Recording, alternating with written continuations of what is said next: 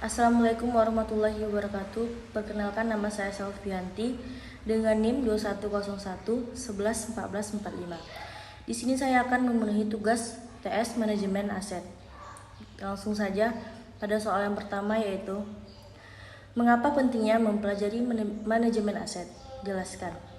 Menurut saya, mempelajari manajemen aset menjadi penting dikarenakan aset merupakan salah satu aspek kunci dalam keberhasilan dan keberlanjutan suatu organisasi atau perusahaan.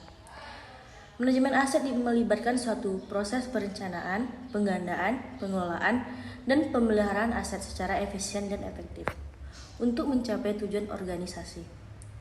Dengan memahami prinsip tersebut, manajemen aset individu atau organisasi dapat mengoptimalkan nilai aset mereka dan mengurangi risiko kehilangan dan kerusakan aset, dan untuk meningkatkan kinerja operasional serta keuangan secara keseluruhan.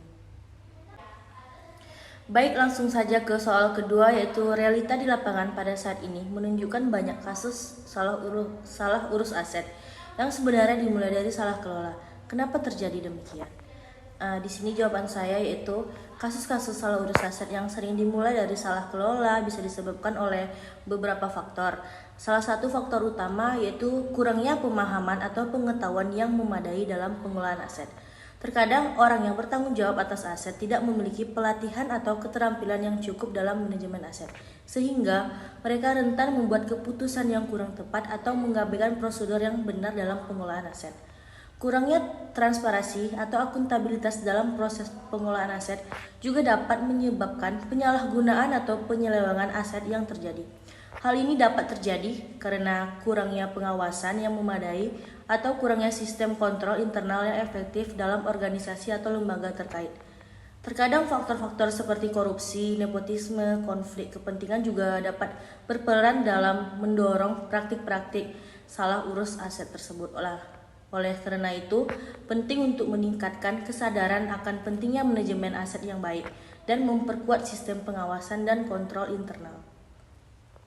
Baik, kita lanjut ke pertanyaan berikutnya, yaitu terdapat 6 azas dalam manajemen aset. Menurut Anda, manakah azas yang terpenting dari ke-6 azas tersebut dan kemukakan alasannya? Menurut saya, yang terpenting itu adalah azas transparansi. Mengapa? Dalam manajemen aset menjadi penting dikarenakan azas transparansi memberikan kepercayaan dan keamanan kepada para pemangku kepentingan terkait dengan pengelolaan aset. Dengan menerapkan transparansi, organisasi atau perusahaan memberikan akses terbuka kepada informasi tentang aset mereka, termasuk proses penggandaan, alokasi, dan penggunaan aset. Ini memungkinkan para pemangku kepentingan seperti pemilik, investor, karyawan, dan masyarakat umum untuk memahami bagaimana aset dikelola dan digunakan. Transparansi juga membantu dalam mencegah praktik-praktik korupsi atau penyalahgunaan aset yang dapat merugikan organisasi atau perusahaan.